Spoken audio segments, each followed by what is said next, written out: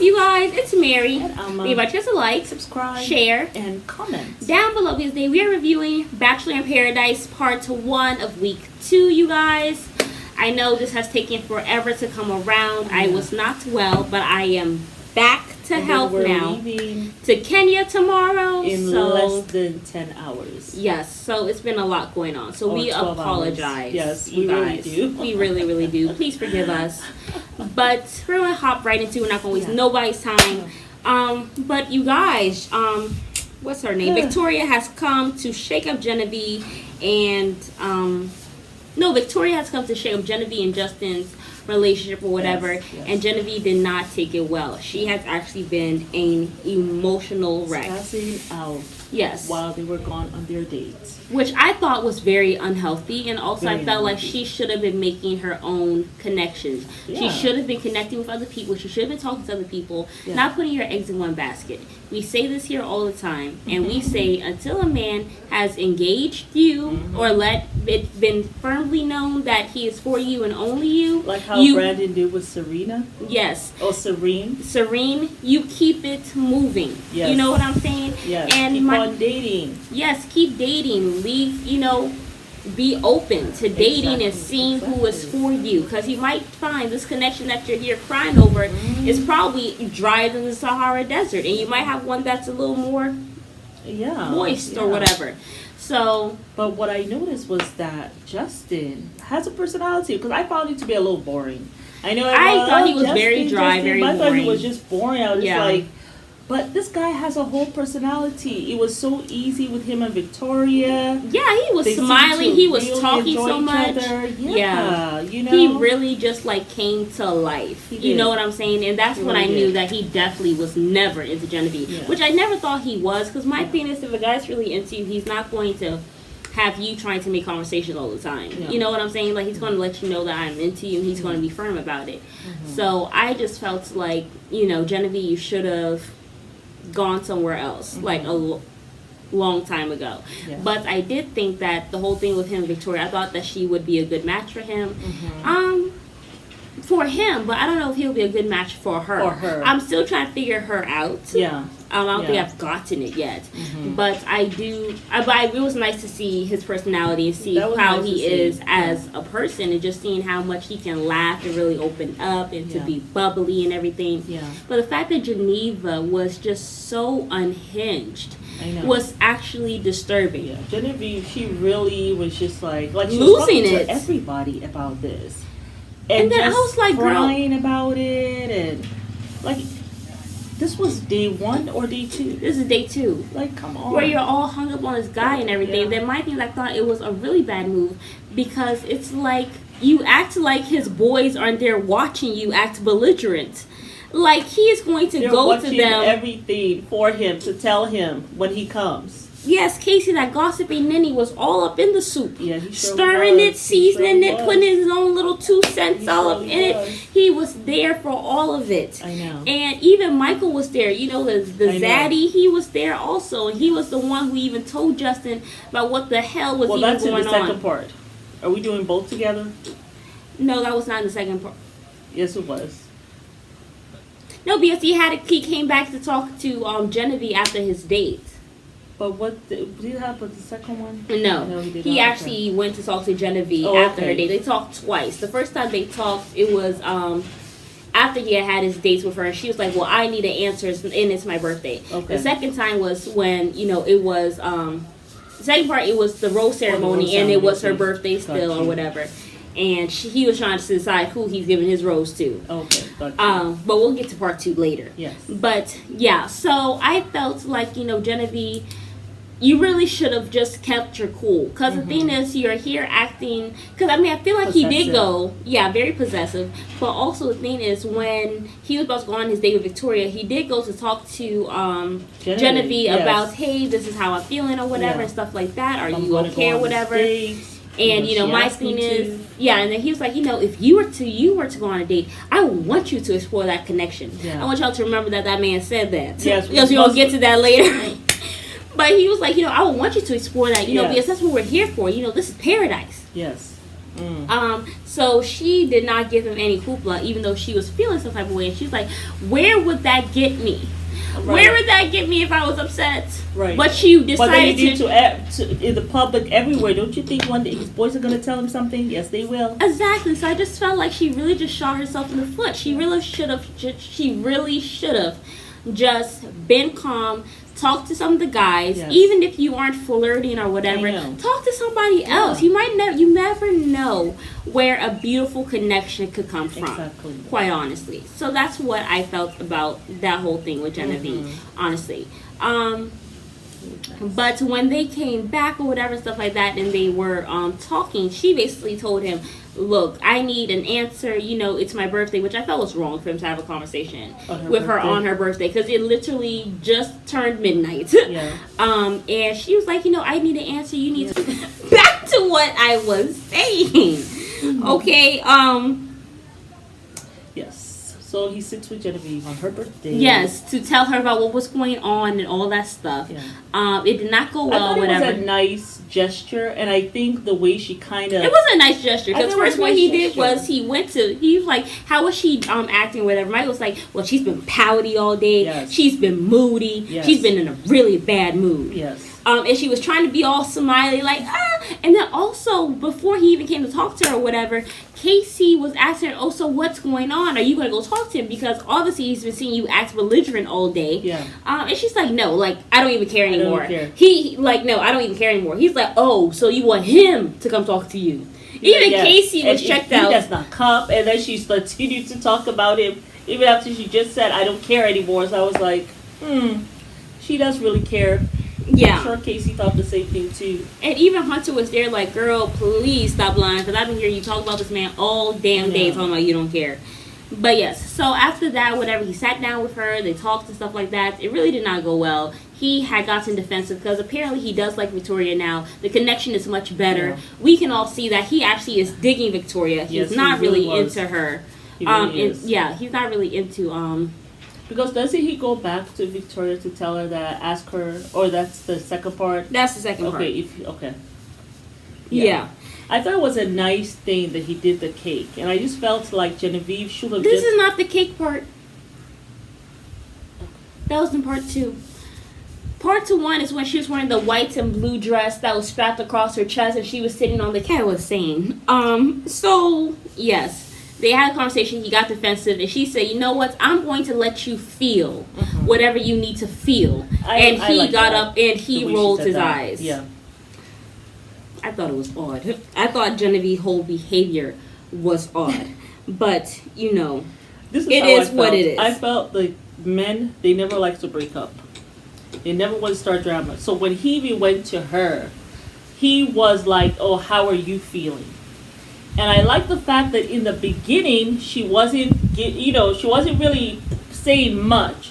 She asked her, how do you feel? But then she got all up in her feelings again. Mm-hmm. Because a man who's trying to break up with you, how are you feeling? Because he wants to see what Michael just told him. Yeah. So that when you do that, he can say, well, we are here to explore, and make you feel bad that you had been upset. It's like kind of like a form of gaslighting. Yeah. Make you feel bad, get on the defensive, so when he doesn't choose you now, he has a reason for not giving you the rose. That's what he was trying to do. Yeah. Because it was the men who were actually giving out the roses this time. But it did not work for him. But we will see that in the second part. But yeah, so we're going to go ahead and talk about Romeo. Romeo, wherefore art thou is there, Romeo? Mm-hmm. So he has, of course, he's been with Jill, whatever, and stuff like that. He decides, I'm going to shoot myself in the foot and in the face, and I'm going to be like, you know what, Jill? Because they were supposed to go upstairs to go to the bar or whatever, stuff like that, to go get a drink. Mm-hmm. He decides, Jill, you know what? You stay here. I'm going to go upstairs real quick, and I'll be back. He decides to go and pull Brittany to the side. Her good friend. Yes, her good friend, her close friend. And remember, she's seen this movie before, but Kara and her were friends. Yes. A man who has no character. Anyway, but he goes and he tells her, oh, I really want to explore something with you and see where this can go, That's why we're here anyway. And she looked so damn uncomfortable. I admittedly was like, ooh, cringe. Then he leans in and she's no, hold on, wait. Because, but first, then she says, you know, I know you've been talking to Jill. Smile. I thought it was a genuine smile, but you caught right on. You're like, no, I know that nervous. smile, girl. She's not feeling I know him. that smile. She was like, yeah, I know you've been talking to Jill, so where are you with that connection? Because I would want you to talk to Jill first. And he's like, well, you know, man, it's so hard. I mean, obviously it's not 100%, you know, it's not. Because this is paradise and nothing's guaranteed. That's the news to Jill. Sure is. So she's like, oh, okay. And then he's like, man, it's just so hard or whatever, you know. And then he tries to lean in to kiss her. She's like, like she swerved down the hill. And then it fast forward to the confessional, and she avoided the kiss. And then she was like, you know, I have a lot of respect for Jill. Yeah. So you need to talk to Jill about that, which I love. Girl code. That's how it should be. That's how it should be. But and before she even gave him a chance to go talk to Jill and collect his weenie, she went and talked to Jill herself. Said, yeah, you know, he just wanted to pursue something with me. I just want to let you know because I respect for you and I know you've been seeing something, whatever. And I told him that. Jill is immediately upset. She's like, what the F? Like, this is just so ridiculous. Da, da, da, or whatever. And so Romeo decides to come like a little dog with his tail between his legs to come talk to her about it or whatever, stuff like that. And she's like, I don't even want to talk to you or whatever. Yes. And he's running behind her. She's like, don't talk to me. Go away. You're scaring me. Ew, what's happening? And in the confession, he had the nerve to say that Brittany was feeling him. He could tell that she was interested. That Brittany, in her confession, was and she said, I would rather get hit by a bus than to accept the rose from Romeo. I know that's right, girl. Cause I don't find him cute. I feel like when you look at his big eyeballs, you just see seediness and you just see too much curiosity. Like he just doesn't know when to stop looking for women. He takes so long to even just articulate what he's feeling. Like he's player kind of thing. Michael like literally said, you know, you would really have a hard time believing that Romeo actually went to Harvard. I'm shocked as well, Michael. Well, you know something? I actually knew a doctor that I work for who went to Harvard. But sometimes common sense is not the same as academic sense. Yeah. And we always used to say that about that doctor. Just some of the things she'll say that will come out of her mouth, the things that she'll do on the social front. It's just like, ew. Yeah. Oh, but let's circle quickly back around to Haley, Logan, and Shanae. So Haley wanted to... She has a crush on Logan. She really wants to explore that connection, whatever. But Logan is really feeling Shanae, and he's really wasn't it Johnny that Haley liked? No, it was Logan. It was Logan because she was. But she also likes Johnny. No, because Johnny said he for. No, not him. Oh, no, okay. But yes. So anyway, she wanted to go and talk to Logan or whatever, but he was obviously in the water with Shanae getting his fraternization on, and she went there, saw him, and she was like, you know, just so upset. It's just so hard when the guy that you like doesn't like you back and all this stuff.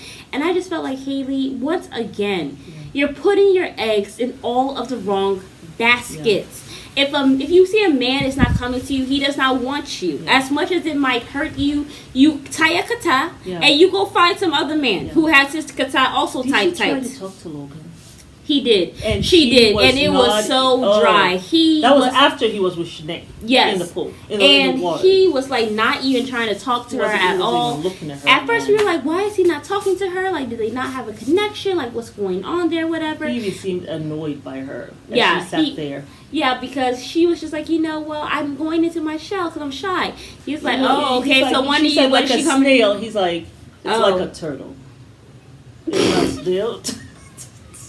When a man is correcting, you know he don't like you, child. You know he don't like you. Turtle versus snail. That was so cringe. Damn, that was so cringe.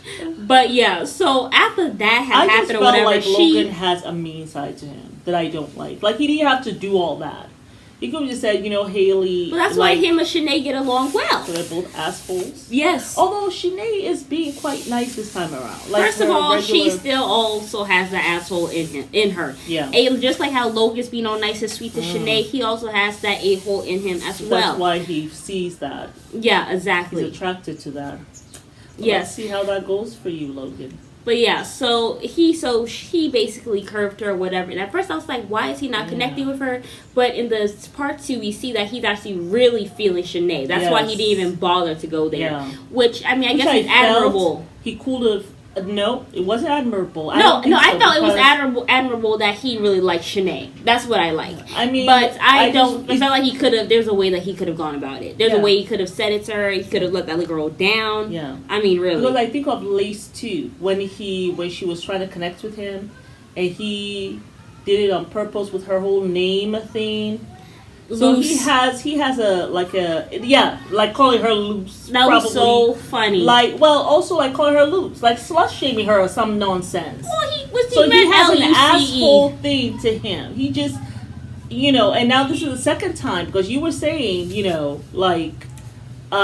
saying the loose, and I was like, well, no, it's LUC. But after I see him this time with Haley, I'm thinking this is who he is. Yeah, he's an ass. You don't have to be an ass to just be honest with a woman and say, you know something, Haley, I'm actually feeling Shanae 100%. That's all you have to say. Oh, right now I'm actually feeling Shanae, Yeah. So, I mean, I really wish you well, like talking to the other guys. You're a beautiful woman, and I'm sure other people are feeling you, That's it. That's all you have to say. Not sit there like an asswipe and be mean and then correct her about snail and turtle nonsense. Oh my God, but let's talk about another man who was also a little crude. Casey. Remember when Kiara decided to rub that man's nipples and she said that she was on to greener pastures? So Casey goes to talk to the other zaddy on the beach, Michael A. Okay. And he decides to tell him, Kiara, she's a effing mad woman. Like, she's crazy, man. Like, she got some kink to her, Like, first she's rubbing my nipples. She grabs me out of nowhere. Then she's rubbing my nipples. And I'm like, whoa, slow down here. And then after that, he said that... my love language? And then he said also, then she tells me her love language is effing. She said the F word. And then he was like, that she told me that's her love language. Like, she loves to F. You know what I'm saying? And I swear to God, she said this, man. Like, and she's just crazy. Like, I mean there's nothing wrong about kinks or whatever. You know what I'm saying? And there's no judgment at all as he judges her. But I'm trying to get engaged for real, man. And I need a good girl. I need somebody who will stay with my life. And she's just not it. As Kiara is on the beach talking to Shanae about how she has a really good connection with Casey. And she sees something very bright in their future. He saw you on the yellow bus getting the hell out of his life, girl. That's why I said she doesn't love herself. Because the fact that you're leading with sex in every situation will never get you far. No. It just wouldn't. Because I feel like, one, he doesn't even know you. No.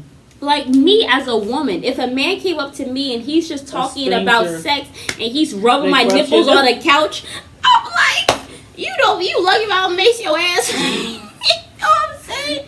So I'm sure men also get that feeling too when a woman comes on too strong. I know we say that men are these sexual human beings or whatever the hell, which I don't really believe. But it's just I don't even know what your name is. I don't know what your last name is. You supposed to be a doctor. You being quite free, if I'm being honest. Too damn free for my taste. So yeah, I just felt that was a slap in the face. But let's fast forward to the zaddy, Michael A. Him and Sierra seemed like they are really getting along. They were talking or whatever. He was talking about how it's been hard with him and stuff like that.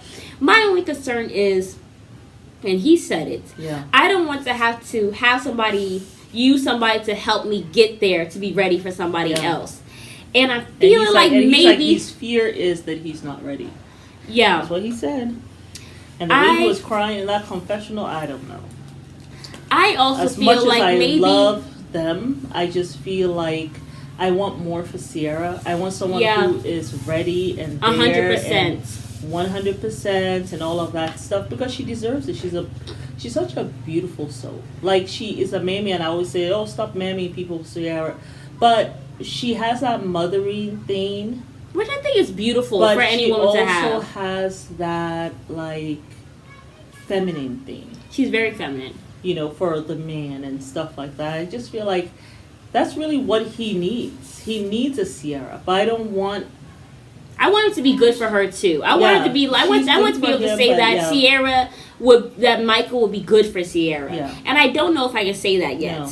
Yeah. I want someone who's totally ready and there's no confusion or hesitation on his part for her. Yeah, but I do like the fact that she is kind of keeping her options open. Yeah. But just her constantly kissing him on the beach and being hugged up with him.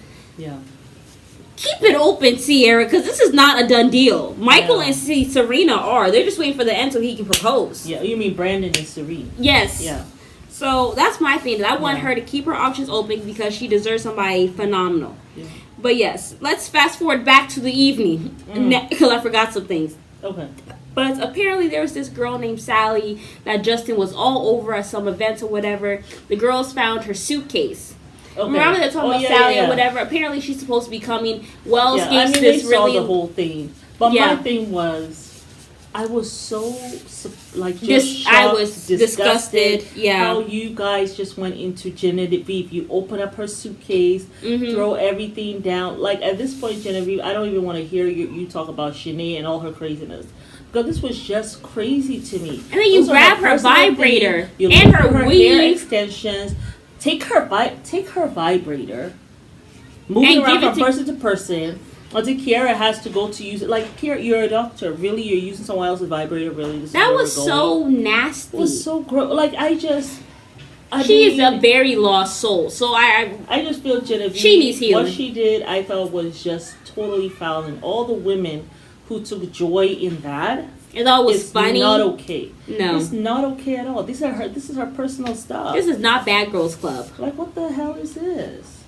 Yeah, I thought that was ridiculous. Very nasty. And then Kiara, even if you decide to go do that, why would you proudly show her that's somebody's vibrator? Ugh. That was so nasty. Yes. Oh my God. I don't know. Like you said, she's lost. She's lost, but I'm hoping that your continual rejection that you're getting will wake you up. Spark exactly. To the point that, you go to therapy, see really what's causing this. I'm sure it stems from maybe some parental rejection. Yeah. In the past, while you were, a child in school, middle school, whatever, and you feel like you have to lead, maybe some, it's a lot of things. But, yeah.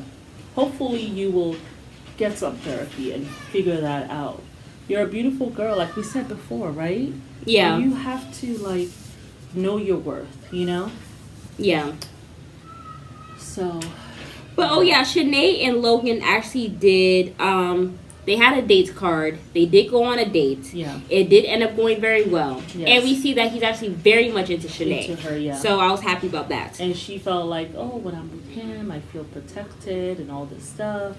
Yeah. So, you got to see another side of Shanae. But I don't trust Logan at all, especially from Gabby's season and the way he's being such an a-hole with those other couple women I talked about. Yeah, exactly. So, Yes, fast forward to the evening. Romeo still tries to talk to and Jill. He looks like an a-hole with his comb over that he has. Yeah. But yes, y'all. But what is it? So the whole thing with Jill and Romeo, whatever, he decided to try to still go talk to her, whatever. It really wasn't working, but she now was sitting down with Casey or whatever and stuff like that, talking to him. Casey came over. And he was basically like, that's in the past, what's for your future look like or whatever. She could not get the hint. She still decided, let me come talk to Romeo after he decided to come and interrupt him. And he actually said, well, it's up to Jill if she wants to. She's like, it's fine, I'll talk to him. Which I felt like she could not. But she did let him know that this door is firmly closed. Go explore other connections because it is over. Yes. Which, good for her, finally. Mm-hmm. And then Romeo decides that he is going to go around hopping from every single woman he can so he can figure out who he wants to give a rose to. First he hopped to Haley. He's like, hey, Haley, I got a good feeling about you. Yeah, you. And she was like, oh, me? Mm-hmm. He's like, yeah. No, sorry. Oh my God. And then he decides, let me go hop on over to Kiara. And like that's when, I feel so bad for how I treated you, And I just want to know if we can ever relight whatever. Sobbing with Haley. Oh, was that after he spoke to Kiara? That was after he spoke to Kiara. So he decides, let me go. He was crying like a little manipulating, gaslighting a-hole. To Kiara. Yeah, so he's like, Kiara, I'm sorry for the way I treated you. Let's start this spark again. Da-da-da. Like, I really see something with you. And she's basically like, and he was like, will you accept the rose? I gave you one. And she says, I don't know. Yeah. I actually don't know because I don't trust you or anything that you say in this moment. And he's like,